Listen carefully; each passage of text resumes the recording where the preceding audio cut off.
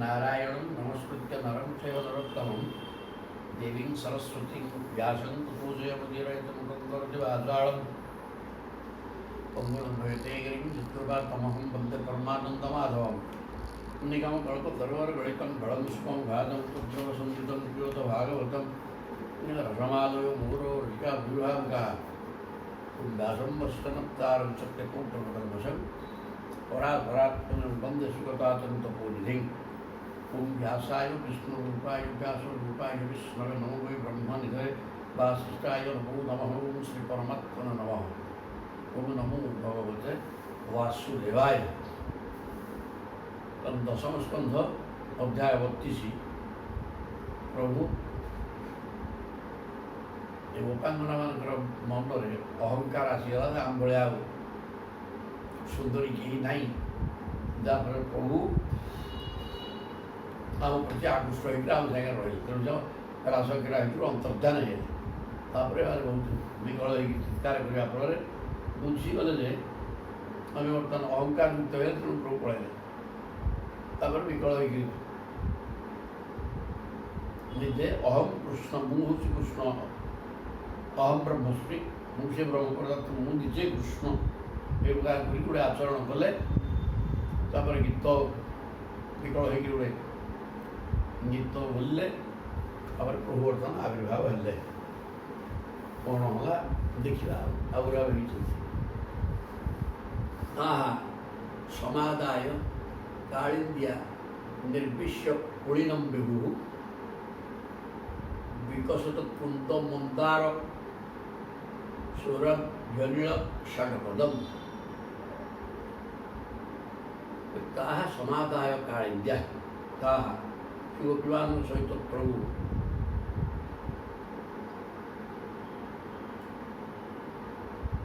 कालिंदी हृदय कटू बोले निविश्य कुलीनम विभु जमुना कालिंदी बोले कालिंद्या माने जमुना जमुनार ना भी कालिंदी काली अर्थ तो गोटे कालिंदी कहले जमुना जमुना कुलीन तट निकटरे प्रवेश कर जमुना नदी बही जाती तार कूल देश बालुकामय प्रदेश बालुका भी ठंडा लगे रातिटा तेणु से बालुकामय प्रदेश जमुना कूल गोपीवान सहित प्रभु पहुँचीगले विकसित कुंद मंदार कुंद कुंद एवं मंदार फूल फुटी तार सुगंधि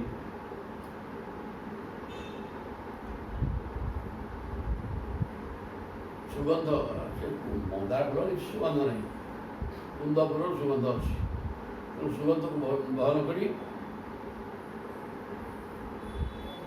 जमुना जल स्पर्श शीतल होती फूल सुगंध फूलर स्पर्श सुगंध होती प्रकार पवन मंद मंद वायु प्रवाहित होता वायुटा धीरे धीरे बहले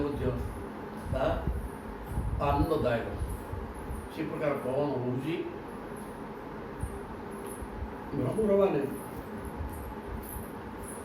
फूलर सुगंध आकृष्ट हो भ्रमर मैंने गण गण होती प्रकार मनोहर परिवेश भितर प्रभु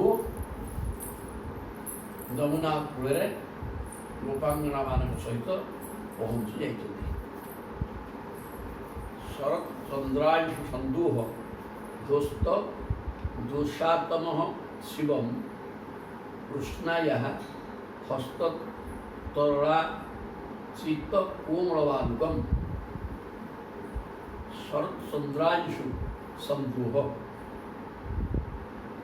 शरत ऋतुटा पूर्णमी पूटा कुमार पूर्णमी से दिन चंद्रकिरण स्पष्ट भाव पड़ी शरत चंद्रांशु चंद्रकिरण संदूह मान समूह ध्वस्त दुस्सातम शिवम दुस्सा माने रातिर तम मान अंधकार रातिर अंधकार अंधकार प्रति नुहे तो रात साधारण अंधकार थाए तेज यहाँ पूर्णमी राति तेणु ଅନ୍ଧାର ରାତି ନୁହେଁ, ଅନ୍ଧାର ଅନ୍ଧାର ନାହିଁ ଯେହେତୁ ଏବଂ ଶରତକାଳୀନ ଚନ୍ଦ୍ର ପୂର୍ଣ୍ଣଚନ୍ଦ୍ର ଉଦିତ ହୋଇଛନ୍ତି ଏବଂ ଶୋଭମାନ ହେଉଛନ୍ତି, ଯେଉଁଟାକି ପରିବେଶ ମଙ୍ଗଳପ୍ରଦ ହେଇଛି।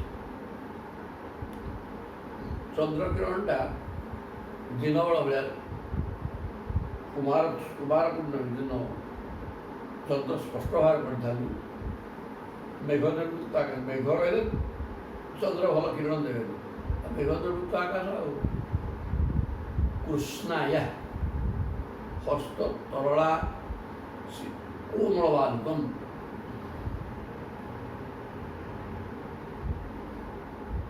ସେ କୁଳିନର ଶୋଭା ଦେଖି ମନେ ହେଉଥାଏ ଯମୁନା ଯେପରି ତାର ଲହରୀ ରୂପୀ ହାତରେ ଭଗବାନଙ୍କର ଲୀଳା ନିମନ୍ତେ ସୁକୋମଳ ବାଲୁକାରେ ରଙ୍ଗମଞ୍ଚଟେ ଗଢ଼ିଛି।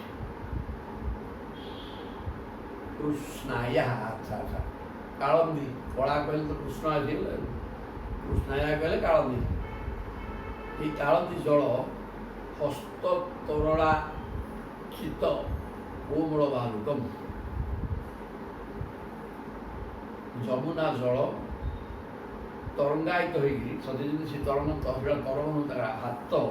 ହାତରେ ଠାରିକି ଡାକୁଛନ୍ତି, ଆସ ଏଇ ମୁଁ ସଜେଇକି ରଖିଛି ତୁମ ପାଇଁ ଗୋଟେ ରଙ୍ଗମଞ୍ଚ, ସୁନ୍ଦର ସ୍ଥାନ, ବାଲୁକାମୟ ତଟ, ଯେଉଁଥିରେ ଆପଣ ଗୋପାଳମାନଙ୍କ ସହିତ ରମଣ କରିପାରିବେ। ଏ ପ୍ରକାର ହେଇଛି। ଅଦର୍ଶନା ହ୍ଲାଦ ବିଧୂତ ହୃଦରୁଜହନ ମନୋରଥାନ୍ତମ ସୁତୟୋ ଯଥା ଯଜୁ ସ୍ୱୈଃ ଉତ୍ତରୀୟୈଃ କୁଚକୁଙ୍କୁମାଙ୍କିତୈଃ ଅବିକୃପଂ ନାଶନ ମାତ୍ମବନ୍ଧବେଗେ।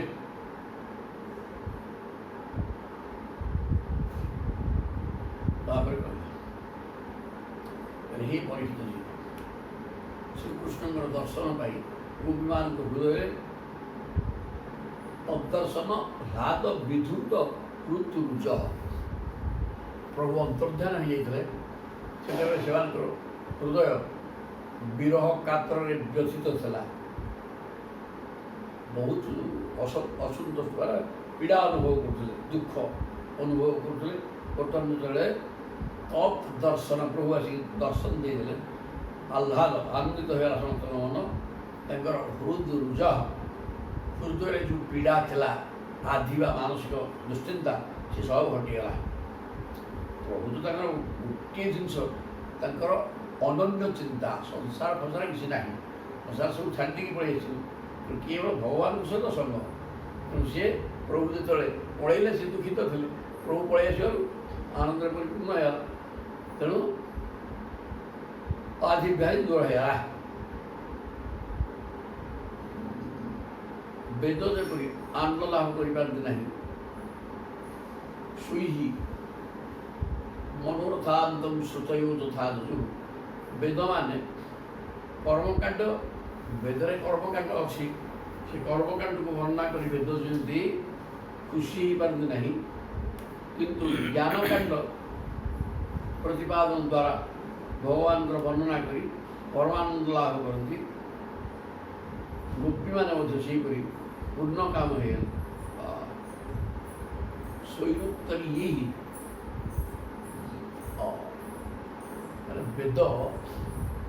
ବେଦରେ କର୍ମକାଣ୍ଡ ଅଛି, ପୂଜା ପାଠ ଗୁଡ଼ାକ, ମନ୍ତ୍ର ଗୁଡ଼ାକ, ଅନେକ କର୍ମକାଣ୍ଡ ମନ୍ତ୍ର।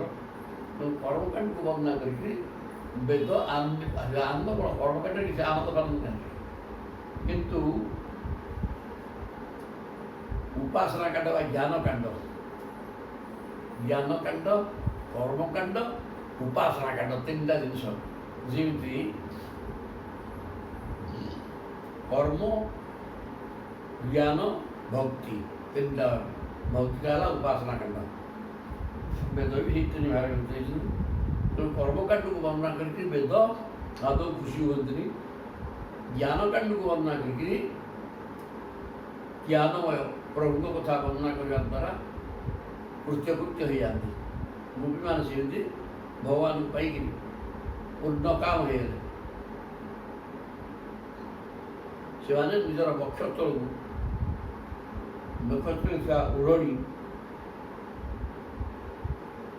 ଏଥିରେ ସେମାନଙ୍କର ବକ୍ଷସ୍ଥଳରେ ଗୋଳା ହେଇଥିବା ଚନ୍ଦନ କେଶର ଚିହ୍ନ ଲାଗିଯାଇଥିଲା। ଆଉ ଓଢ଼ଣୀଟା ବକ୍ଷ ଦେଶରେ ରଖିଥିଲେ। ସେ ବକ୍ଷ ଦେଶରେ ଚନ୍ଦନ ବକ୍ଷରେ ଗୋଳା ହେଇଥିଲା। ସେ ଚନ୍ଦନ ଓଢ଼ଣୀରେ ଲାଗିଛି। ବର୍ତ୍ତମାନ ସେମାନେ ବକ୍ଷରୁ ସେଇ କେଶର ଚିହ୍ନିତ ଓଢ଼ଣୀ କାଢ଼ି ଶ୍ରୀକୃଷ୍ଣ ବସିବେ ବୋଲି ବାଲିରେ ବିଛାଇଦେଲେ। ପ୍ରଭୁ ତଳେ କେମିତି ବସିବେ? ତେଣୁ ଏ ଯେଉଁ ଓଢ଼ଣୀ ଲାଗିଥିଲା, ଯେଉଁ ଓଢ଼ଣୀରେ ନିଜ ଅଙ୍ଗରେ ଲାଗିଥିବା ଅଙ୍ଗ ରାଗ ବକ୍ଷ ଦେଶରେ ଚନ୍ଦନ କସ୍ତୁରୀ ପ୍ରଭୃତି ଲାଗିଥିଲା, ସିଧା ସିଧାରେ ଲାଗିଛି ଓଢ଼ଣୀରେ। ସେଇ ଓଢ଼ଣୀ ସବୁ ତଳେ ପକେଇ ଦେଇକି କହିଲେ ପ୍ରଭୁ କି ବସିବା ହେବ।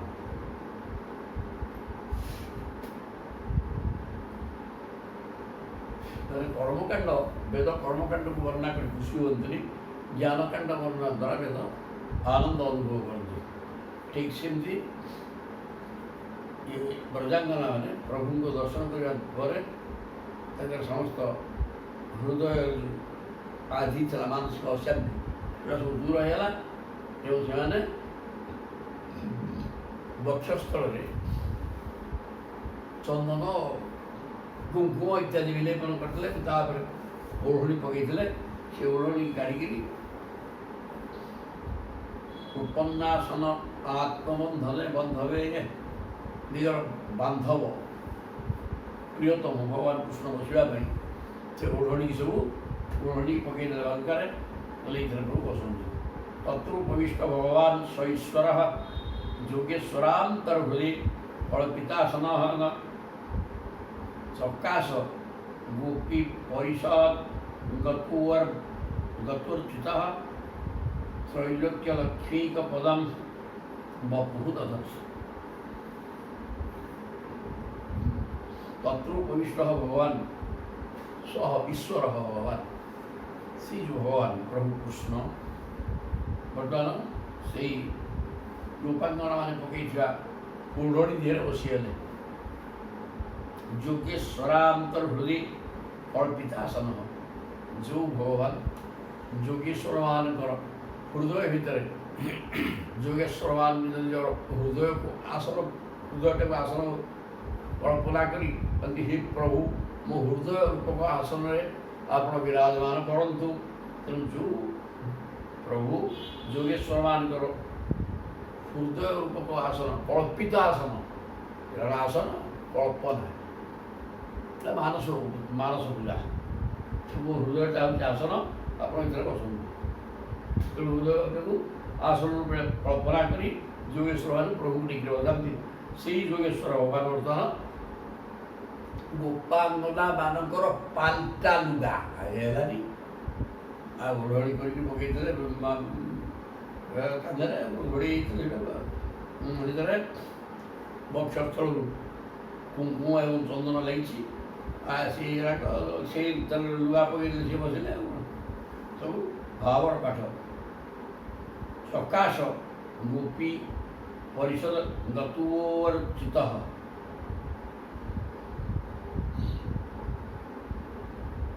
गोपी मानकर ओढ़णी बसी पड़े सहस्र सहस्र गोपी भर बसी से द्वारा पूजित हेले। सकाश गोपी परिषद गोपी परिषद मैंने असंख्य गोपी अनेक गोपी मान द्वारा अर्चित होकर त्रैलोक्य लक्ष्मी का पदम बपु दद। भगवान सतरे अत्यंत सुंदर दिखले बोले ये परीक्षित त्रैलोक्य लक्ष्मी तीन लोकर सौंदर्य प्रभु के पाखे पड़े। प्रभु बर्तमान तीन लोकर सौंदर्य परिपूर्ण होला भाया दिखले से सब मिसिले भगवान सौंदर्य बिंदु के सहित समान हो ना कारण भगवान ही से सब सौंदर्यर मूल आश्रय मैंने से प्रभु बालुकाम्य प्रांत गोपांगना मान भितर अत्यंत सुंदर देखा जो सौंदर्य सी तो सदा सुंदर तेणु जी सुंदर दिखले कौन ये पाठ सभा जयित्वा ତମନଙ୍ଗ ଦୀପକ ଦୀପନଂ ସହାସ ଲୀଳେ କ୍ଷଣ ବିଭ୍ରମ ଭ୍ରୁବା ସଂସ୍ପର୍ଶନେନା ହୃଦାଙ୍ଘ୍ୟହସ୍ତୟୋ ସଂସ୍ତୁତ୍ୟ ईशद कुपिता बभासरे सभा जयित्वा तम अनंग दीपनम भगवान श्रीकृष्ण अपना अलौकिक सौंदर्य द्वारा से प्रेम आकांक्षा को आहरी वर्धित कर सभा जयित्वा तम अनंग दीपनम अनंग माने गोपांगना मैंने काम भाव परिपूर्ण हो मन रहा काम माने प्रभुंर अंग संग लाभ कर इच्छा बलवत्तर होता जो से इच्छा को प्रभु कौन कले आहरी बढ़ेदेले किमती बढ़ेले ना सीटी बसिकी से अत्यंत कोटि कंदर को जी सौंदर्य अत्यंत सुंदर होगले एवं सहास सदा श्वेतहास मुखे सदा सर्वदा रही तेणु श्वेतहास एवं बांक चाणी मृभंगी भूलतार विभ्रम कर प्रभु एक प्रकार चाहिए हसिकी तद्वारा से काम भाव द्विगुणित होगा कार गोपांगना मान काम भाव द्विगुणित होगा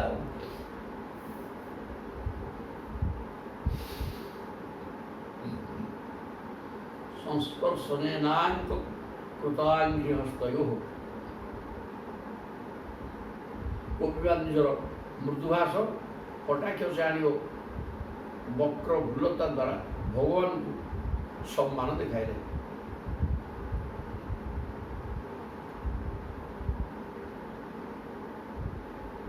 विभ्रमति भ्रुवा संस्पर्शनेन अंक कृतांघ्रिहस्तयोः गोपी मैंने हसिकी बांक चाणी भूलता भूकुंजन कर गोपी चाह भगवान सम्मान देले से किए सरल कमल को निज कोल रखी तो किए कर कमल को कोल रखी से संस्पर्श आनंद अनुभव कर मझे मझे कही उठुले सतरे केड़े सुकुमार केड़े मधुर तापर श्रीकृष्ण जो लुचि जाइए से प्रणय को प्रकाश करी मुहरे दोष स्वीकार करने कहले संस्पर्शनेन अंक कृतांघ्रिहस्तयोः गोपी पाद को लेकिन थी गोड़े कूल किए देखिए हाथ को कूल रखी अंग स्पर्श करवा ये प्रकार अभिलाष कर समस्त विभिन्न अंग को स्पर्श कर संस्तुत्य ईशत कुपिता बभाषे अंग स्पर्श करने द्वारा समस्त अत्यंत आनंद अनुभव कले एवं प्रभु जो अंतर्ध्यान हो जाते से प्रणय को सामान्य क्रोध कर प्रभु को कहले कि गोपी मैंने गोप्य छु गोपी मैंने कहले कौन कहले भज तो अनुभजन एक चमत्कार भाषा एक विपर्जय नोभयांश न भजन्त्येक एतन्नो ब्रूहि साधु भो भज तो अनुभजन्त्येक जड़े जन को स्नेह कला सी प्रतिदान स्नेह कला कि गोटे प्रकार पाठ आउ गोटे प्रकार अच्छी एक एतत् विपर्जय जड़े जन को आउ केत लोक प्रेम प्रेम न करवा लोक प्रेम कर जड़े लोक तुमको प्रेम कला तेम प्रेम कल ये गोटे प्रकार आउ केत लोक अच्छा ତମକୁ ପ୍ରେମ କରୁନଥିବା ଲୋକ ମଧ୍ୟ ପ୍ରେମ କରନ୍ତି। କିନ୍ତୁ ଏପରି ବି କେତେକ ଲୋକ ଅଛନ୍ତି ଯେଉଁମାନେ କି ଉଭୟକୁ ପ୍ରେମ କରନ୍ତି ନାହିଁ। ନୁଭୟାଂଶ ଭଜନ୍ତି। ଆଉ କେତେକ ଲୋକ ଅଛନ୍ତି ଅନ୍ୟମାନେ ତମକୁ ପ୍ରେମ କରୁଥିଲେ ମଧ୍ୟ ତାଙ୍କୁ ପ୍ରେମ କରିବେନି, କି ପ୍ରେମ ନ କରୁଥିବା ଲୋକକୁ ପ୍ରେମ କରିବେ ନାହିଁ। କୀର୍ତ୍ତନ ବୁଢ଼ୀ ସାଧୁ ଏ ପ୍ରେମର ବନ୍ଧୁ ଆମକୁ କହିଲ ଏ ତିନି ପ୍ରକାର ସ୍ୱଭାବ ମଧ୍ୟରୁ ତୁମକୁ କେଉଁ ପ୍ରକାର ସ୍ୱଭାବ ଭଲ ଲାଗେ, ତୁମେ କେଉଁ ସ୍ୱଭାବର? ସୁନ୍ଦର ପ୍ରଶ୍ନ ଇଏ। ଗୋପାଙ୍ଗନା ମାନେ ପ୍ରଣୟ କୋପ କରି ପ୍ରଭୁ ଦୀର୍ଘ ସମୟ ଅନ୍ତର୍ଧ୍ୟାନ ହେଇଗଲେ ଏବଂ ଏମାନେ ଡହକ ବିକଳ ହେଲେ। ଏମାନଙ୍କ କୃଷ୍ଣଙ୍କର ବିଚ୍ଛେଦରେ ମନସ୍ତାପ ବଢ଼ିଯାଇଥିଲା। ତେଣୁ ଏଠି ପ୍ରଶ୍ନ କରୁଛନ୍ତି, ଜଣେ ଜଣକୁ ପ୍ରେମ କଲା, ସିଏ ତାକୁ ପ୍ରେମ କଲା, ଇଏ ଗୋଟେ ପ୍ରକାର ଲୋକ। ଆଉ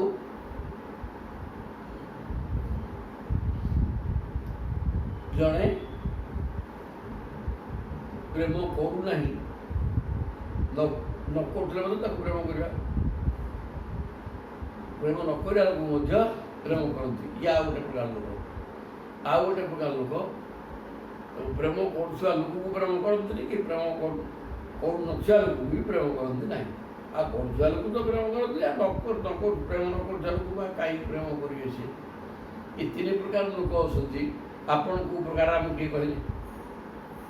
ଭଗବାନ ଭାତ ଭଗବାନ କହିଲେ ମିଥୁ ଭଜନ୍ତି ଯେ ସଖ୍ୟ ସ୍ୱାର୍ଥୀ କାନ୍ତୁଦ୍ୟମାହିତେ। ଯେଉଁମାନେ ଜଣେ ଜଣକୁ ପ୍ରେମ କଲା, ସିଏ ତାକୁ ପ୍ରେମ କଲା, ମାନେ ଏଇଟା ପରସ୍ପର 50-50। ବର୍ତ୍ତମାନ ଏ ଯେଉଁ ଦୈହିକ ସମ୍ପର୍କ ପାଇଁ ବର୍ତ୍ତମାନ କଳିଯୁଗର ଉଚ୍ଛୃଙ୍ଖଳିତ ଯୁବକ ଯୁବତୀ ଯେଉଁ ପ୍ରକାର ବ୍ୟବହାର କରୁଛନ୍ତି, ଏଇଟା ହେଲା ଏଇ ସ୍ତରର। ଜଣେ ଜଣକୁ ପ୍ରେମ କଲା, ସିଏ ତାକୁ ପ୍ରେମ କଲା। ଗୋଟେ ପିଲା ଗୋଟେ ଝିଅ ପିଲାକୁ ଅତ୍ୟନ୍ତ ପ୍ରେମ କଲା, ଝିଅ ପିଲା ତାକୁ ବି ପ୍ରେମ କଲା। ତେଣୁ ଉଭୟଙ୍କର ଏଥିରେ ଦୈହିକ ସମ୍ପର୍କ ଏବଂ 50-50 ଆନନ୍ଦ। ଏଥିରେ କିଏ କିଛି ସ୍ନେହ ନାହିଁ, କି ଭାବ ନାହିଁ, କି ସମର୍ପଣ ଭାବ ନାହିଁ।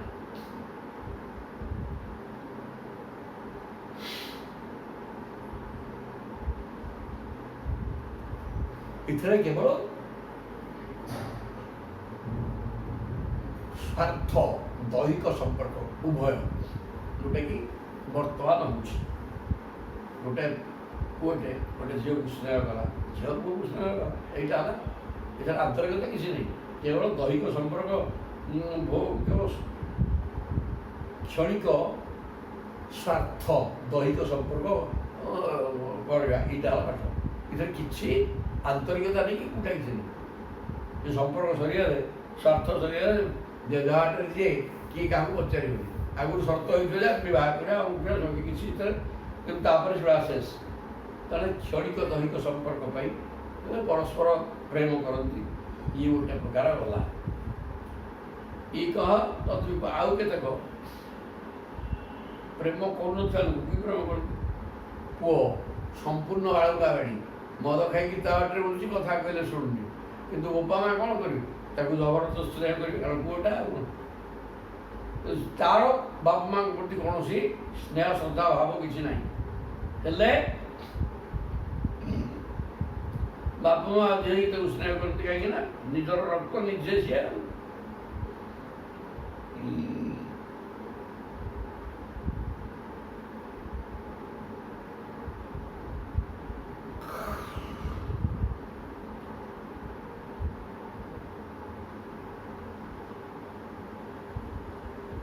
ଯେଉଁମାନେ ପ୍ରେମ କରୁଥିବା ଲୋକଙ୍କୁ ହିଁ ପ୍ରେମ କରନ୍ତି, ସେମାନଙ୍କର ସକଳ କର୍ମ ସ୍ୱାର୍ଥ ହୁଏ।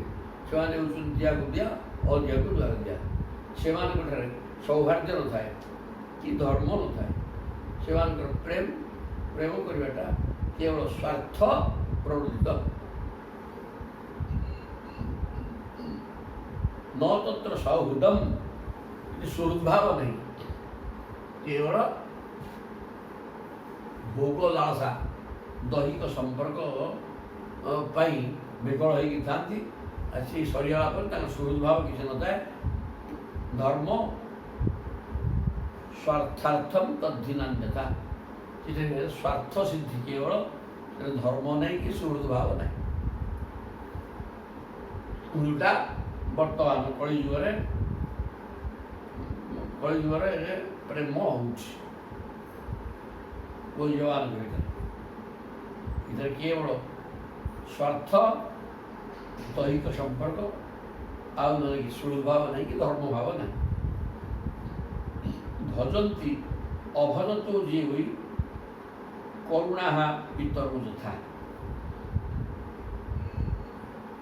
ମାତା ଏବଂ ପିତା ପିତର, ବାପ ମା ଯେଉଁ ସ୍ନେହ କରନ୍ତି ପୁଅକୁ, ପୁଅ ହେଉଛି ବେକାର ପିଲା, କାହା କଥା ଶୁଣେନି, କିଛି କରେନି, 24 ଘଣ୍ଟା ବୁଝିବ, କିନ୍ତୁ କରିବେ କ'ଣ? ବାପ ମା ଯେହେତୁ ପୁଅ, ବାପ ମା ତାକୁ ସ୍ନେହ କରିବାକୁ ବାଧ୍ୟ ହୁଅନ୍ତି। ସିଏ ବାପ ମାଙ୍କ ପ୍ରତି ସ୍ନେହ ଶ୍ରଦ୍ଧା ନ ରଖିଥିଲେ ମଧ୍ୟ ବାପ ମା ପୁତ୍ରକୁ ସ୍ନେହ କରନ୍ତି। ଦଳେ ସ୍ନେହ କରୁଥିବା ଲୋକକୁ ସ୍ନେହ କରନ୍ତି। ସେଥିରେ ଧର୍ମ ଭାବ ନାହିଁ କି ସୁହୃଦ ଭାବ ନାହିଁ, କେବଳ ସ୍ୱାର୍ଥ।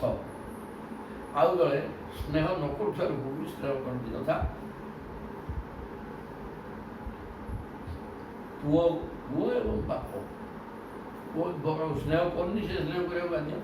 ଧର୍ମ ନିରପବାଦୋତ୍ର ସୌହୃଦଂ ଚ ସୁମଧ୍ୟମା, ସେମାନଙ୍କ ହୃଦୟରେ ସୌଭାଗ୍ୟ ଓ ପରୋପକାରତା ପୂର୍ଣ୍ଣ ହୋଇ ରହିଥାଏ।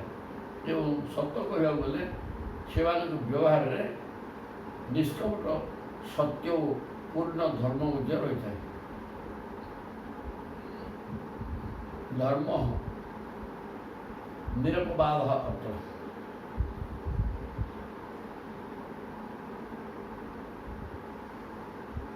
ସୌହୃଦଂଶ ସୁମଧ୍ୟମା,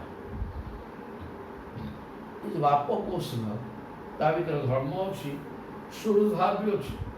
ଆଉ ପୁଅ ବାପ ଏ କ'ଣ ଶତ୍ରୁ ହେଇପାରିବେ? ପୁଅ ଶତ୍ରୁ ହେଇପାରିବ, କିନ୍ତୁ ବାପା ପୁଅ ସହିତ ଶତ୍ରୁତା କରିବନି। ସେ ଧର୍ମ ଏବଂ ସୁହୃଦ ଭାବ ରହିବ, ପୁଅର ସେ ଭାବ ନଥାଏ। ଇଏ ଗୋଟେ ପ୍ରକାର ଯେଉଁଟାକି ପ୍ରେମ କରୁଣା ନଥିବା ଲୋକକୁ ପ୍ରେମ କରାଯାଏ। ଅର୍ଥାତ୍ ପୁଅ ବାପା ମାଆଙ୍କୁ ନ ପଚାରିଲେ ମଧ୍ୟ ବାପ ମା ପୁଅକୁ ପଚାରିବାକୁ ବାଧ୍ୟ ହେବେ। ଇଏ ହେଲା ଇଏ ଗୋଟେ ପ୍ରକାର। 3 ନମ୍ବର, ଭଜତୁ ବି ନ ବହି କେଚିତ୍ ଭଜନ୍ତି ଅଭଜତଃ କୁତଃ, ଆଉ ଜଣେ ଅଛନ୍ତି ତାଙ୍କୁ ପ୍ରେମ କଲେ ମଧ୍ୟ ସିଏ ଉଦାସୀନ ରହନ୍ତି, ସେ ପ୍ରେମକୁ ଗ୍ରହଣ କରନ୍ତି। ଆଉ ପ୍ରେମ ନ କରିବା ଲୋକ ସହିତ ତାଙ୍କର କ'ଣ ସମ୍ପର୍କ, କାହିଁ ସେ ଭଳିଆ ହେବ? ପ୍ରେମ କରୁଥିବା ଲୋକକୁ ମଧ୍ୟ ସିଏ ଗ୍ରହଣ କରନ୍ତି ନାହିଁ। ଆଉ ପ୍ରେମ ନ କରୁଥିବା ଲୋକ କାହିଁକି ଗ୍ରହଣ କରିବେ? ତେଣୁ ଆତ୍ମାରାମ, ସେମାନେ ହେଲେ ଆତ୍ମାରାମ ହ୍ୟାପ୍ତ କାମ ଅକୃତଜ୍ଞ ଗୁରୁଦ୍ରୋହ, ସେମାନେ ହେଲେ ଆତ୍ମାରାମ ପୂର୍ଣ୍ଣ କାମ ଏବଂ ଅକୃତଜ୍ଞ ଏବଂ ଗୁରୁଦ୍ରୋହୀ। ସେ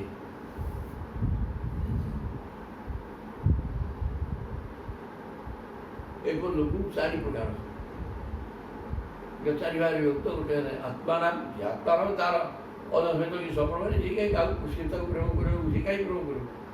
ଆପ୍ତ କାମ, ଯାର ସମସ୍ତ କାମନା ପୂର୍ଣ୍ଣ ହୋଇଯାଇଛି, ସିଏ ବି କାହା ସହିତ ପ୍ରେମ ସମ୍ପର୍କ ରଖିବ ନାହିଁ।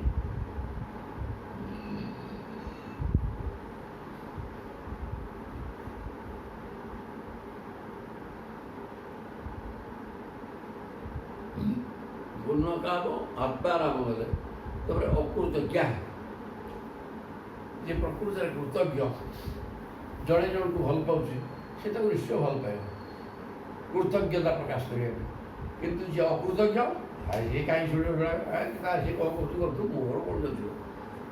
ତେଣୁ ସେଟା ହେଲା ଅକୃତଜ୍ଞ। ଆଉ ଗୁରୁଦ୍ରୋହ,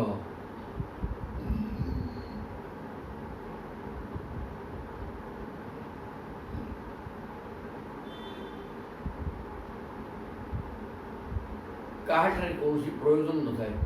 ତୃତୀୟ ପ୍ରକାର ଲୋକ ଏକଥା ଆଦୌ ଜାଣିପାରନ୍ତି ନାହିଁ, ସେମାନଙ୍କୁ କିଏ ପ୍ରେମ କରୁଛି।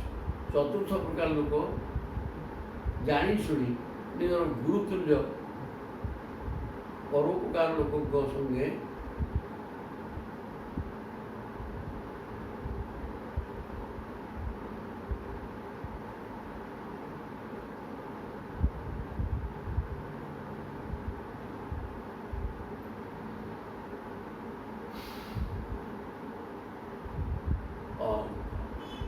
ଅକୃତଜ୍ଞ ମାନେ ଜଣେ ଜଣକୁ ପ୍ରେମ କଲା, ସେ ତାକୁ ପ୍ରେମ କରିବ ନାହିଁ, କୃତଜ୍ଞତା ନାହିଁ। ତେଣୁ କୃତଜ୍ଞତା ଥିବା ଲୋକ ଜଣେ ଆମକୁ ସ୍ନେହ ଶ୍ରଦ୍ଧା ଦେଉଛି, ସେ ତାକୁ ସ୍ନେହ ଶ୍ରଦ୍ଧା ଦେବ। କିନ୍ତୁ ଇଏ ଲୋକ ଗୁଡ଼ାକ ସ୍ନେହ ଦେଉଥିବା ଲୋକକୁ ବି କିଛି ସ୍ନେହ କରନ୍ତି ନାହିଁ, ଇଏ ଅକୃତଜ୍ଞ ଓ ଗୁରୁଦ୍ରୋହୀ। ଗୁରୁତୁଲ୍ୟ ପରୋପକାରୀ ଲୋକଙ୍କ ସଙ୍ଗେ ମଧ୍ୟ ଦ୍ରୋହ କରନ୍ତି, ସେମାନଙ୍କୁ ଦୁଃଖ କଷ୍ଟ ଦିଅନ୍ତି। ଗୁରୁତୁଲ୍ୟ ଲୋକମାନଙ୍କୁ ମଧ୍ୟ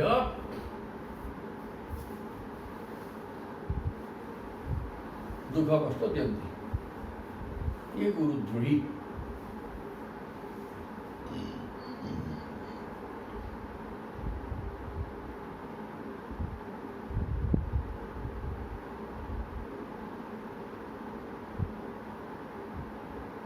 ପ୍ରେମ କରୁଥିବା ଲୋକକୁ ପ୍ରେମ କରନ୍ତି ନାହିଁ, ନ କରୁଥିବା ଲୋକକୁ ବା କାହିଁକି ସେ ପ୍ରେମ କରିବେ? ସେ ଲୋକ କିଏ? ସେ ନା ଆତ୍ମାରାମ, ଯେ ଈଶ୍ୱର ଚିନ୍ତନ କରି ଆରାମରେ ରହିଯାଇଛି, ଆନନ୍ଦ ଅନୁଭବ କରିକି ସେ କଥା ତାର କ'ଣ ଦରକାର? ଆତ୍ମାରାମ କର। ଆଉ ପୁଣି ଆପ୍ତକାମ, ଯାହାର କିଛି କାମନା ବାସନା ନାହିଁ, ଭୋଗ ଲାଳସା ନାହିଁ, ସେ ବା କାହିଁ ଛଡ଼ା କ'ଣ କରିବ? କାହାକୁ ପ୍ରେମ କରିବ? କିଛି ଦରକାର ନାହିଁ। ଆଉ ଜଣେ ଅକୃତଜ୍ଞ, ଜଣେ ତୁମ ପାଇଁ କିଛି କଲା, ତୁମେ ତା ପାଇଁ କିଛି କରିବା ଦରକାର, କିନ୍ତୁ ଯାହା ପାଖରେ କୃତଜ୍ଞତା ନାହିଁ, ମୁହଁ ପୋଛା ଠକ ବଦମାସ, ସିଏ ତୁମେ ତା ପାଇଁ କାମ କର, ସ୍ନେହ କର, ସହାୟ କର, ସିଏ ତମକୁ କିଛି ଶୁଣିବନି, କାରଣ ସେ କୃତଜ୍ଞତା ତା ପାଖରେ ନାହିଁ। ଇଏ ମୋ ବି ଏମିତି କରିଛି, ମୁଁ ତାକୁ କିଏ ସ୍ନେହ କରିବି, ସେ କଥା ସିଏ କରିବ ନାହିଁ। ଅକୃତଜ୍ଞ ଗୁଣଟା। ଆଉ ତ ଗୁରୁଦ୍ରୋହୀ ଯିଏ, ସେ ଗୁରୁଜନମାନଙ୍କର ସ୍ନେହ ଶ୍ରଦ୍ଧାକୁ ପ୍ରତ୍ୟାଖ୍ୟାନ କରେ ଏବଂ ସେ ତାକୁ କୌଣସି ପ୍ରକାର ସମ୍ମାନ ଦିଏ ନାହିଁ, ଏହା ଗୁରୁଦ୍ରୋହୀ। ଚାରି ପ୍ରକାର ଲୋକ ତାକୁ ପ୍ରେମ କଲେ ବି ସେ ପ୍ରେମ କରନ୍ତି ନାହିଁ।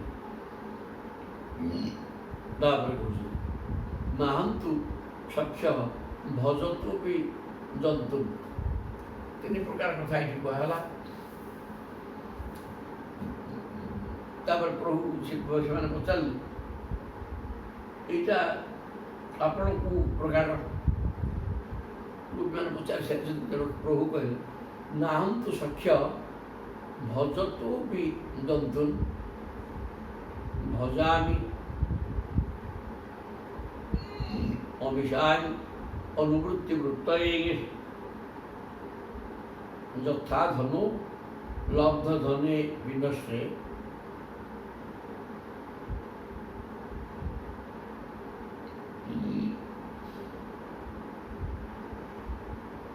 ତଚ୍ଚିନ୍ତୟା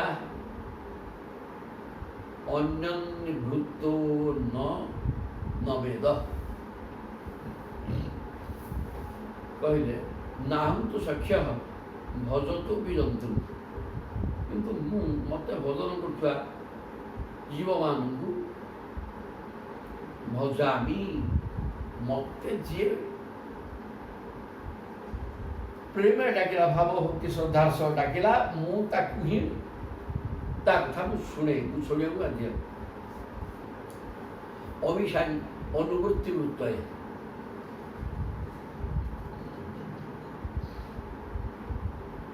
ହେ ଗୋପାଳନା ଗୋପୀମାନେ, ମୁଁ ପ୍ରେମ କରୁଥିବା ଲୋକଙ୍କୁ ମଧ୍ୟ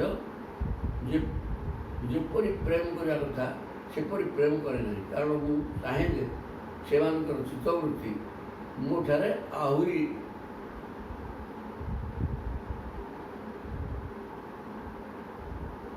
ନାହାନ୍ତ ସଖ୍ୟ ଭଜତୁ ପିଜନ୍ତୁ।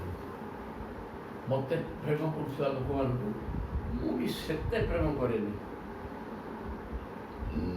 ଭଜାମି ଅମିଷାମି ଅନୁବୃତ୍ତି ବୃତ୍ତ।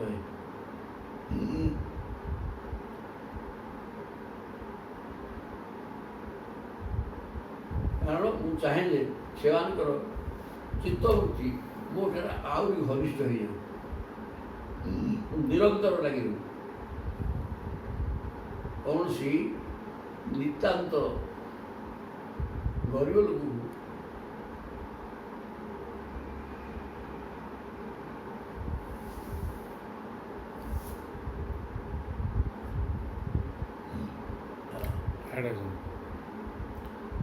ଯଥା ଧନୁ କହିଲେ ଯଥା ଧନୁ ଲବ୍ଧ ଧନେ ବିନଷ୍ଟେ। ମୁଁ ଚାହେଁ ଯେ ସେମାନଙ୍କର ଚିତ୍ତବୃତ୍ତି ମୋ ଠାରେ ଆହୁରି ଘନିଷ୍ଠ, ମାନେ ମୋତେ ଜଣେ ସ୍ନେହ କରୁଛି, ମୋତେ ସ୍ନେହ କରିବା କଥା, କିନ୍ତୁ ସିଏ ମୋତେ ଯେଉଁ ଭାବରେ ସ୍ନେହ କରେ ମୁଁ ସେଭଳିଆ ତାକୁ ସ୍ନେହ କରେନି। କାହିଁକିନା ମୁଁ ଚାହେଁ ତା'ର ସ୍ନେହ ଶ୍ରଦ୍ଧା ମୋ ପ୍ରତି ଆହୁରି ଅଧିକରୁ ଅଧିକା ହେବ, ତାପରେ ମୁଁ ତାକୁ ସ୍ନେହ ମୁଁ ଟିକେ ଦେବି।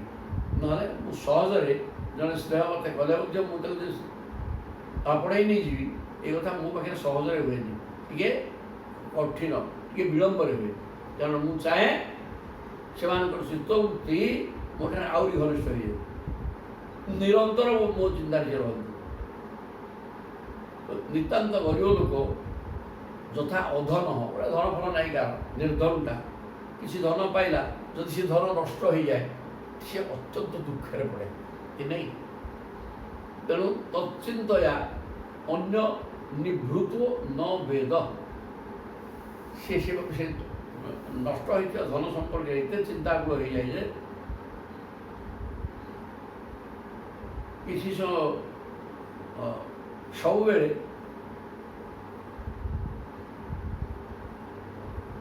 ମୁଁ ମିଳିକିରି ମଧ୍ୟ ମିଳେ ନାହିଁ, କିଛି ସମୟ ମିଳିଗଲେ କିଛି ସମୟ ଲୁଚିଯାଏ, ଧରା ଦିଏ ନାହିଁ।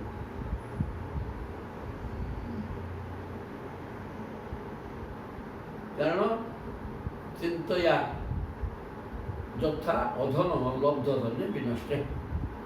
ଯେମିତି ଧନହୀନ ଲୋକଟା ଧନ କିଛି ପାଇଗଲା, ପାଇଥିବା ପରେ ସେ ଧନ ଯଦି ନଷ୍ଟ ହେଇଯାଏ, ସିଏ ଯେମିତି ବିକଳିଆ ହେଇକିରି ଟଙ୍କା ସମ୍ପର୍କରେ ଚିନ୍ତା କରେ, ଚିନ୍ତାକୁଳ ରହେ। ସେଇ ପ୍ରକାର ମୁଁ ଚାହେଁ ଯେ ମୋତେ ଯଦି ଜଣେ ଶ୍ରଦ୍ଧା କରୁଛି ବା ପ୍ରେମ କରୁଛି, ମୁଁ ତାକୁ ସେତେ ପ୍ରେମ କରେନି, କାହିଁକିନା ମୁଁ ଚାହେଁ ଇଏ ସଦା ସର୍ବଦା ମୋ ଚିନ୍ତାରେ ରହୁ। ଯେମିତି ଧନ ନଥିବା ଲୋକ ଧନ ପାଇକିରି ଧନ ନଷ୍ଟ ହେଇଗଲା ପରେ ସେ ଧନ ଚିନ୍ତା ପ୍ରବଳ ଭାବରେ କରେ, ସେମିତି ମୋତେ ଅତ୍ୟଧିକ ସ୍ନେହ କଲେ କି ମୁଁ ଅନୁଭବକୁ ଆସିବି। ତେଣୁ କେତେବେଳେ ଅନୁଭବକୁ ଆସେ ତ କେତେବେଳେ ଆସେ ନାହିଁ, এই ପ୍ରକାର ସ୍ଥିତି ମୋ ପାଖରେ ଥାଏ। କେତେବେଳେ ଧରା ଦିଏ ତ କେତେବେଳେ ଧରା ଦିଏ, କାହିଁକିନା ମୁଁ ଚାହେଁ ଏ ଲୋକଟା ଅନବରତ ଅହୈତୁକି ଅପ୍ରତିହତା ପ୍ରେମ ମୋତେ କରୁ। ସେ କଥା ନ କଲା ପର୍ଯ୍ୟନ୍ତ ମୋତେ ପ୍ରେମ କରୁଥିବା ଲୋକକୁ ବି ମୁଁ ପ୍ରେମ କରେ ନାହିଁ। ଏବଂ ମଦର୍ଥୋଗ ଜିତ ଲୋକ ବେଦ ସ୍ୱାନାଙ୍ଗିବୋ ମୟି ଅନୁବୃତ୍ତଏ ଅବଳା ମୟା ପରୋକ୍ଷଂ ଭଜତା ତିରୋହିତଂ ମା ଶୁଇତୁଂ ମାର୍ହଥ ତତ୍ ପ୍ରିୟଂ ପ୍ରିୟା। କହିଲେ ଏବଂ ମଦର୍ଥୋଜିତ, ଯଦି କୌଣସି ବ୍ୟକ୍ତି ମୋତେ ପାଇବା ଅଭିଳାଷ କରିକିରି ସମସ୍ତ ଲୋକାଚାର ଏବଂ ବେଦାଚାର, ଲୋକମାର୍ଗ ଏବଂ ବେଦଭିହିତ ମାର୍ଗ ଉଭୟକୁ ପରିତ୍ୟାଗ କରିଦେଇକିରି ସ୍ୱାନାଙ୍ଗିବ ମୟି ଅନୁବୃତ୍ତଏ ଅବଳା, ତୁମେ ନିଜ ଲୋକ ଗୁଡ଼ାକୁ ସ୍ୱାମୀ ପୁତ୍ର ପିତାମାତା ବନ୍ଧୁବାନ୍ଧବ ସମସ୍ତଙ୍କୁ ଛାଡ଼ି ଦେଇକିରି ବର୍ତ୍ତମାନ ଆସିକିରି ମୋ ପାଖରେ ଶରଣାଗତ ହୋଇଯାଇଛ। ମୟି ଅନୁବୃତ୍ତଏ, ତୁମେ ହେଲ ଅବଳା, ସମସ୍ତଙ୍କୁ ଧରିକି ତୁମେ ଚଳିବା ହେଲା ପାଠ, ତୁମେ ଦୁର୍ବଳ, କିନ୍ତୁ ସମସ୍ତଙ୍କୁ ଛାଡ଼ି ଦେଇକି ମୋ ପାଖକୁ ପଳେଇ ଆସ। ମୟି ଅନୁବୃତ୍ତଏ ଅବଳା ମୟା ପରୋକ୍ଷମ ଭଜତା ତିରୋହିତମ୍,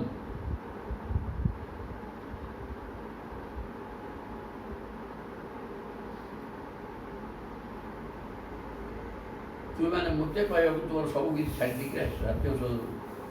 ଏ ପରିସ୍ଥିତିରେ ତୁମର ଅନୁଭୂତି ଯେପରି ଅନ୍ୟ କେଉଁଆଡ଼େ ନ ଯାଇ ନିଜର ସୌନ୍ଦର୍ଯ୍ୟ ସୁହାଗ ଚିନ୍ତାରେ ଲାଗି ନ ଯାଇ କେବଳ ମୋରି ଠାରେ ହିଁ ଲାଗି ରହିବ, ସେଥିପାଇଁ ତୁମମାନଙ୍କ ପ୍ରତି ମୋର ପ୍ରେମ ଥିଲେ ମଧ୍ୟ ମୁଁ ତୁମମାନଙ୍କୁ ପରୋକ୍ଷରେ ପ୍ରେମ କରୁଥିଲି ମଧ୍ୟ ଲୁଚି ଯାଇଥିଲି। ମୁଁ ଲୁଚି ଯିବାର ଅର୍ଥ ହେଲା କ'ଣ? ପ୍ରତ୍ୟକ୍ଷ ପ୍ରେମ କଲେ ନାହିଁ, କିନ୍ତୁ ମୁଁ ପରୋକ୍ଷରେ ପ୍ରେମ କରୁଥିଲି। ତେଣୁ ମୁଁ ଜାଣିଛି ନିଜର ସ୍ୱାମୀ, ପୁତ୍ର, ବାପା ମା, ସଂସାର ସମ୍ପୂର୍ଣ୍ଣ ପରିତ୍ୟାଗ କରି, ଯେ ସଂସାର ତ୍ୟାଗ କରିଦେଇକି ମୋ ପାଖକୁ ପଳେଇ ଆସିଲା, ସେ ମୋର ହେଇଯାଏ, କିଛି ଅସୁବିଧା ନାହିଁ। ତେଣୁ ତୁମେ ସବୁ ଛାଡ଼ି ଦେଇକି ମୋ ପାଖକୁ ଆସିଛ। ତେଣୁ ମୁଁ ତୁମମାନଙ୍କୁ ମୋର କିନ୍ତୁ ଧରି ନେଇଯାଇଛି। ଏଇଥିରେ ମଧ୍ୟ ମୟା ପରୋକ୍ଷ ମଦତା ବିଭୂହିତ, ମୁଁ ତୁମମାନଙ୍କୁ ପ୍ରତ୍ୟକ୍ଷରେ ସ୍ନେହ ଦେଇନାହିଁ, ପରୋକ୍ଷରେ ମୋର ସ୍ନେହ ଭାବ ତୁମ ପାଖରେ ଅଛି। କାହିଁକିନା ତୁମମାନେ ଅହଙ୍କାର ଯୁକ୍ତ ହେଇଗଲ, ସେ ଅହଙ୍କାରକୁ ହଟାଇବା ପାଇଁ ମୁଁ ତୁମକୁ ପ୍ରତ୍ୟକ୍ଷ ସ୍ନେହ ଶ୍ରଦ୍ଧା ନ ଦେଇ, ମୋ ସ୍ନେହ ଶ୍ରଦ୍ଧା ମୋ ପାଖରେ ଅଛି ତୁମ ପ୍ରତି, କିନ୍ତୁ ଲୁଚିଗଲି। କାହିଁକିନା ତୁମର ଅହଙ୍କାର ଆସିଗଲା, ଅହଙ୍କାର ହଟାଇବା ମୋତେ ଦରକାର। ମା ଅସୁବି ତୁମ ମାର ହଥ ତତ ପ୍ରିୟ ପ୍ରିୟା, ତୁମେ ମୋ ପ୍ରେମରେ ଦୋଷ ଦର୍ଶନ କର ନାହିଁ। ପ୍ରିୟା ପ୍ରିୟମ ତତ୍, ତେଣୁ ମୋର ସ୍ନେହରେ ସ୍ନେହ କମ୍ ଅଛି ଏ ପ୍ରକାର କହିକିରି ମୋତେ ଦୋଷଯୁକ୍ତ କର ନାହିଁ। ତୁମେ ସମସ୍ତେ ହେଉଛ ମୋର ପ୍ରିୟା ଓ ମୁଁ ତୁମ ସମସ୍ତଙ୍କର ପ୍ରିୟତମ। ତୁମେ ମୋର ପ୍ରିୟା ଏବଂ ମୁଁ ତୁମର ପ୍ରିୟତମ, ଏଥିରେ କୌଣସି ଭୁଲ ନାହିଁ।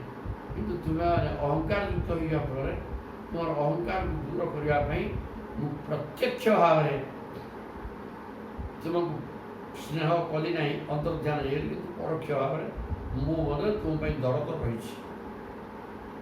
ଆଉ ପ୍ରତ୍ୟକ୍ଷ ସ୍ନେହ କରିବା ପାଇଁ ହେଲେ ଅହଙ୍କାର ପଥରିକା ହଟେଇ ଦେଇକିରି କେବଳ ଭଗବତ ପ୍ରେମରେ ଉଦ୍ବୁଦ୍ଧ ହେଲେ ମୋତେ ପାଇବ, ନହେଲେ ହେଇପାରିବ ନାହିଁ। ତେଣୁ ତଥାପି ତୁମେମାନେ ହେଉଛ ମୋର ପ୍ରିୟା, ମୁଁ ତମର ପ୍ରିୟତମ, ଏଥିରେ କୌଣସି ଭୁଲ ନାହିଁ। ତାପରେ କହିଲେ ନ ପାର ଇହଂ ନିରବଦ୍ଧ ସଂଯୁଜାନି ସୁଧା ସୁସାଧୁ କୃତ୍ୟಂ ବିବୁଧାୟୁଷା ବିବହ ন মা ভজন যা মা ভজন দুর্জর গেহ শৃঙ্খলা সম্বৃশ্য তদ্বহ প্রতিজাতু সাধনা ন পারয়ে অহম নিরবধ্য সঞ্জুজাই।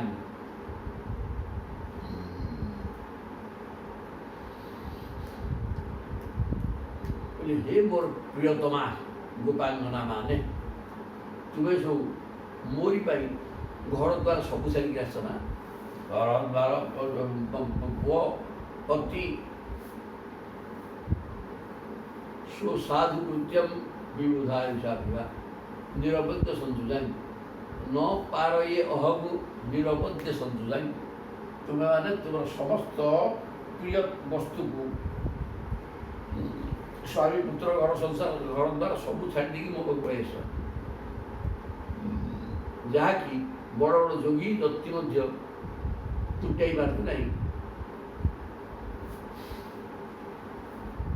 ମୁଁ ମୋର ଭାବ ସମସ୍ତଙ୍କୁ ବାନ୍ଧିକି ରହିଛି, ଘର ପ୍ରତି ମୋର ଭାବ ତାକୁ ସହଜରେ କିଏ ହଟେଇ ପାରନ୍ତି ନାହିଁ, କିନ୍ତୁ ତେବେ ସବୁ ହଟେଇ ଦେଇକି ମୋ ପାଖକୁ ଆସିଛ। ତେଣୁ ମୋ ସହିତ ତୁମର ଯେଉଁ ମିଳନ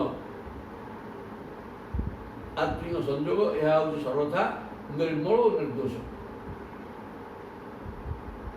ତମ ମନରେ କୌଣସି ମଳ ନାହିଁ, ଆବିଳତା ନାହିଁ। ସମ୍ପୂର୍ଣ୍ଣ ଘର ସଂସାର ସମସ୍ତେ ସ୍ୱାମୀ ପୁତ୍ର ବାପା ମା ସବୁ ଛାଡ଼ିକି ତୁମେ ପଳେଇ ଆସିଛ, ସେଥିରେ କୌଣସି ଭୁଲ ନାହିଁ। ତମ ପ୍ରେମରେ କୌଣସି ଆବିଳତା ନାହିଁ। ତଥାପି ମୁଁ ତୁମର ପ୍ରେମ ସେବା ଓ ତ୍ୟାଗର ଋଣ ଶୁଝିପାରିବି ନାହିଁ। ସୁସାଧୁ କୃତ୍ୟମ୍ ବିବୁଧା ଆୟୁଷା ଅପି। ମୁଁ ଦେବତାମାନଙ୍କର ଆୟୁଷକୁ ନେଇକିରି ତୁମର ସେବା କଲେ ମଧ୍ୟ ମୁଁ ଋଣମୁକ୍ତ ହେବେ ନାହିଁ। ତୁମେ ଯେତିକି ମୋର ଭାବନା କରୁଛ, ମୁଁ ପ୍ରେମରେ ବାନ୍ଧିବା ପାଇଁ ଚାହୁଁଛ, ମୁଁ କିନ୍ତୁ ତୁମକୁ ସେ ପ୍ରକାର ପ୍ରେମ ଦେଇପାରି ନାହିଁ। ଏବଂ ତାଙ୍କୁ ଦେବତାମାନଙ୍କର ଆୟୁଷକୁ ନେଇକି ମୁଁ ଚାହିଁଲେ ମଧ୍ୟ ଦେବତାମାନଙ୍କର ଆୟୁଷ ନେଇକି ଯଦି ମୁଁ ତୁମର ସେବା କରେ ତାହେଲେ ମୁଁ ଋଣମୁକ୍ତ ହେଇପାରିବି ନାହିଁ। ତୁମେମାନେ ଯେତିକି ତୋର ଶ୍ରଦ୍ଧା ଭକ୍ତିଭାବ ମୋ ପାଇଁ ଅଛି, ମୋର ସେବିକା ହେଇଯାଇଛ, ମୁଁ ଦେବତାମାନଙ୍କ ଆୟୁଷ ନେଇକି ତୁମର ସେବା କଲେ ମଧ୍ୟ ସେଥିରୁ ଋଣମୁକ୍ତ ହେଇପାରିବି ନାହିଁ। ଯା ମା ଭଜନ ଦୁର୍ଜର ଗେହ ଶୃଙ୍ଖଳା। କେବେ ବି ମୁଁ ସେହି ଋଣ ଶୁଝିପାରିବି ନାହିଁ। ମୁଁ ଜନ୍ମ ଜନ୍ମ ଧରି ତୁମ ପାଖରେ ଋଣୀ। ତୁମେମାନେ ହୁଏତ ନିଜ ନିଜର ସୌମ୍ୟ ସ୍ୱଭାବରେ ଓ ପ୍ରେମରେ ମୋତେ ଋଣମୁକ୍ତ କରିଦେଇପାର। ସଦୃଶ୍ୟ ତଦବ ପ୍ରତିଜାତୁ ସାଧୁନା। ଯା ମା ଭଜନ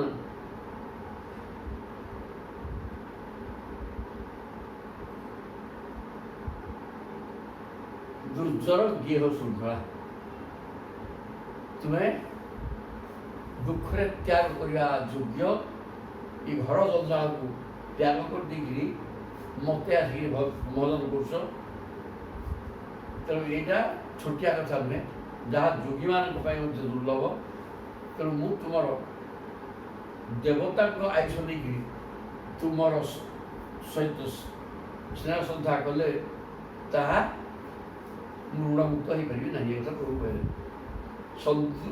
ସଦୃଶ୍ୟ ତଦ୍ବହ ପ୍ରତିଜାତୁ ସାଧୁନା।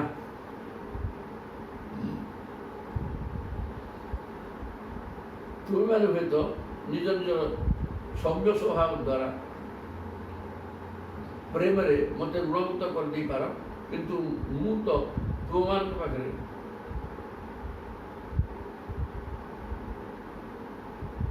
ଋଣୀ ହେଇଗଲି, ଋଣୀ ହେଇକି ରହିବି।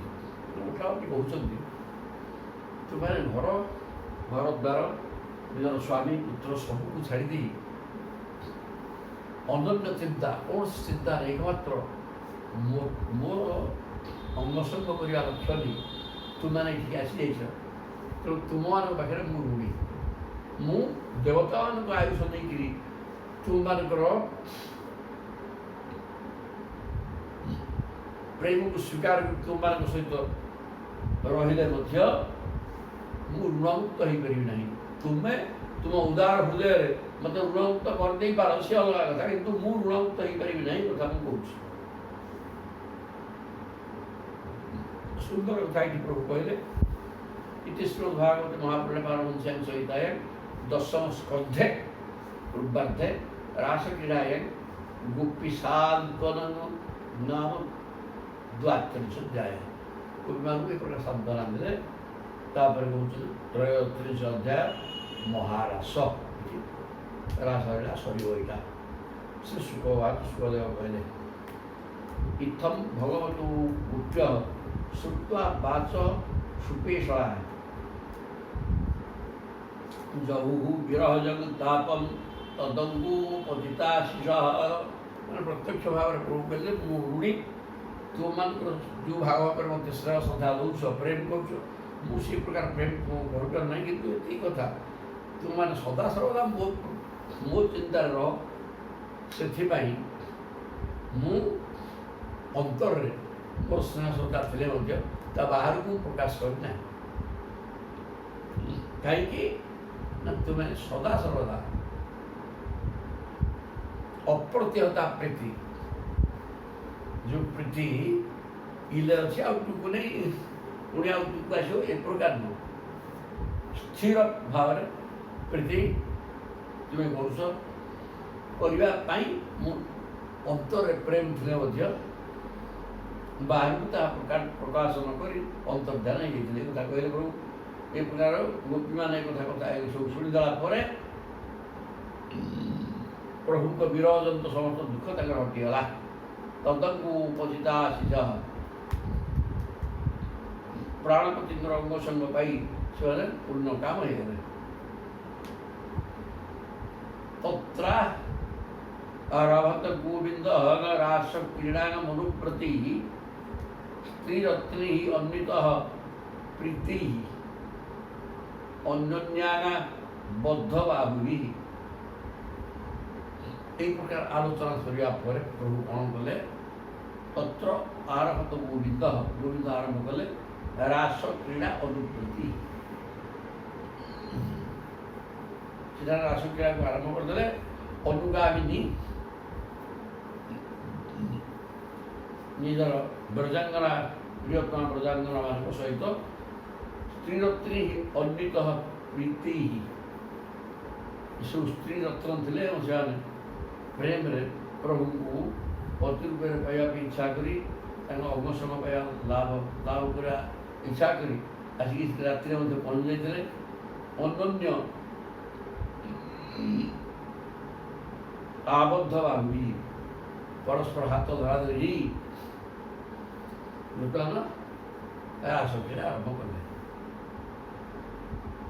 ରାସୋତ୍ସବ ସମ୍ପ୍ରବୃତ୍ତ ଗୋପୀ ମଣ୍ଡଳ ମଣ୍ଡିତ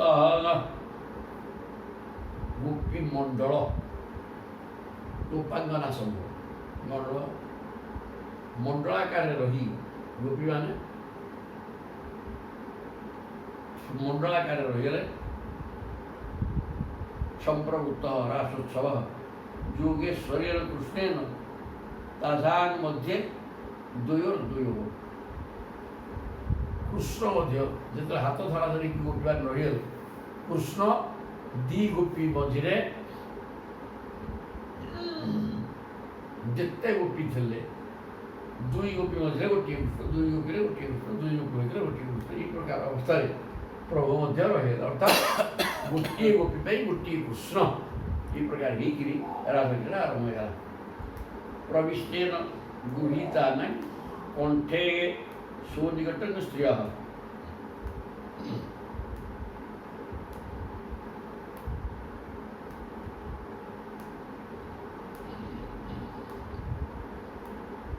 ଶ୍ରୀକୃଷ୍ଣ କ୍ରମରେ ସହସ୍ର ସହସ୍ର ଗୋପୀଙ୍କ ମଧ୍ୟରେ ଶୋଭାୟମାନ ହେଲେ। ଦିବ୍ୟ ରାସୋତ୍ସବ ଆରମ୍ଭ କରିଦେଲେ। ସେତେବେଳେ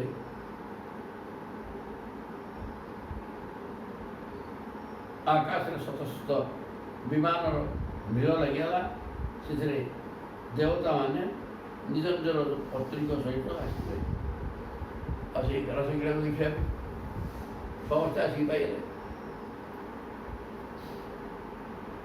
ଜନ୍ ମନ୍ଦିର ନଭସ୍ତାବତ ବିମାନ ଶତଶଗୁଳମ୍।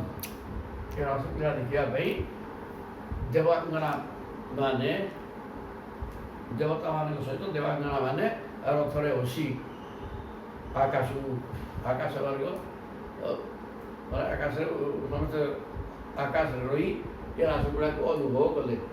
ଦିବୌକ ସାଙ୍ଗ୍ ସଦାରାଣାଂ ଔତ୍ସୁକ୍ୟା ବହୁତାତ୍ମନାଂ। ଅତ୍ୟନ୍ତ ଉତ୍ସୁକତାର ସହିତ ନିଜେ ଆତ୍ମହରା ହେଇଗଲେ ଏବଂ ଦେବାଙ୍ଗନାମାନେ ଦେବତାମାନଙ୍କ ସହିତ ବିମାନରେ ବସି ସେ ରାସକ୍ରୀଡ଼ାକୁ ଅନୁଭବ କଲେ। ଗୋପୀମାନେ ହାତ ଧରା ଧରିକି ମଣ୍ଡଳ ଆକାରରେ ରହିଲେ ଏବଂ ଦି ଗୋପୀ ମଧ୍ୟରେ ଜଣେ ଜଣେ କୃଷ୍ଣ ଅର୍ଥାତ୍ ଗୋଟିଏ ଗୋପୀ ଗୋଟିଏ କୃଷ୍ଣ এই প্রকার ହେଇକିରି କଣ୍ଠେ ସୁନିକଟଂ ସ୍ତ୍ରିୟଃ। ଦିବ୍ୟ ରାସକ୍ରୀଡ଼ା ଆରମ୍ଭ କରିଦେଲେ। ଦେବତାମାନେ ଆସିକି ତାକୁ ଦେଖିବାର ବ୍ୟବସ୍ଥା କଲେ। ତାପରେ ତତୁ ଦୁନ୍ଦୁଭୟ ନେତୁ ନିପେତୁ ପୁଷ୍ପବୃଷ୍ଟୟଃ ଜଗୁଃ ଗନ୍ଧର୍ବପତୟଃ ସସ୍ତ୍ରୀକାଃ ତଦ୍-ଯଶୁ ଅମଳମ୍।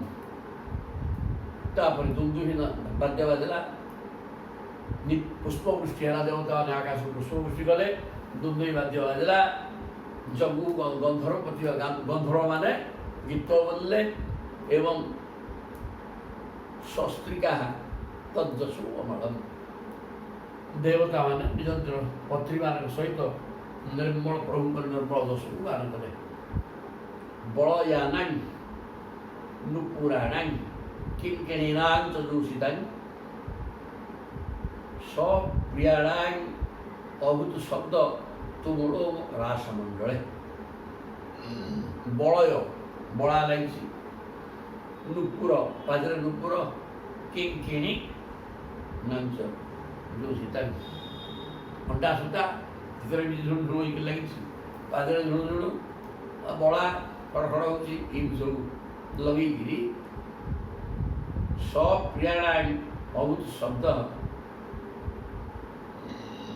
तुमुल रासमंडल ये सब अलंकार पत्र झुणझुण शब्द तुमुल भाव में रास क्रीड़ा स्थान कंपमान कला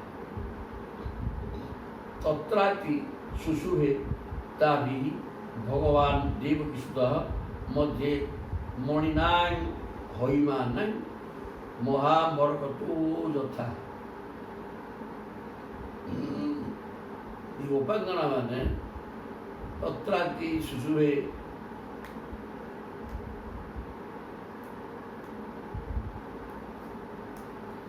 तत्राति सुशुभे ताभि भेसी गोपांगना मान द्वारा तत्र शिरास स्थल में भगवान श्रीकृष्ण अत्यंत शोभमान है देवकी नंदन भगवान कृष्ण गोपांगना मान द्वारा युक्त हो शोभमान है से यौवन अच्छी अत्यंत सुंदरी और अलंकार पत्र भल वस्त्र परिधान करते शरीर अलंकार जड़ित होकर तेणु सौंदर्य वृद्धि से अत्यंत सुंदरी गुड़ाक गहन प्रभु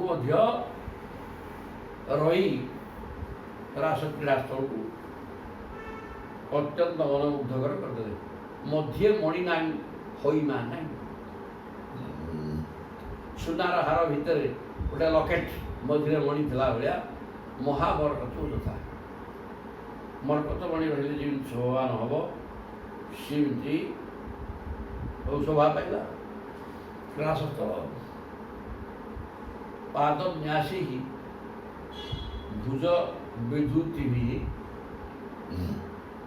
संस्कृति भूविलासी भजन मध्य चल उच्चपटी कुंडली गंडलोड़ी सिद्धन मुख्य कबर रसना ग्रंथय कृष्णबद्ध गायन्त्यस्तम तदित इवत्वा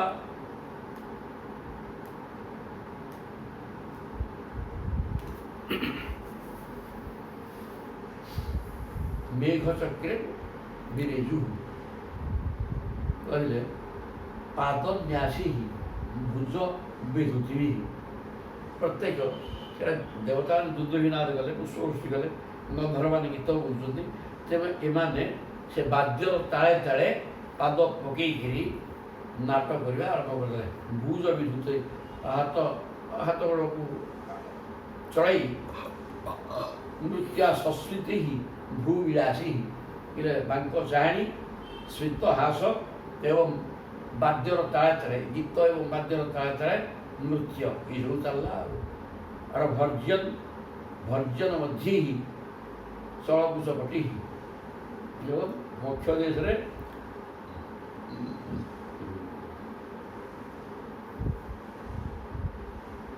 से मुह टोपा टोपा झाड़ बहला मथार द्रुत गति चलवा नाचा फल बक्षोज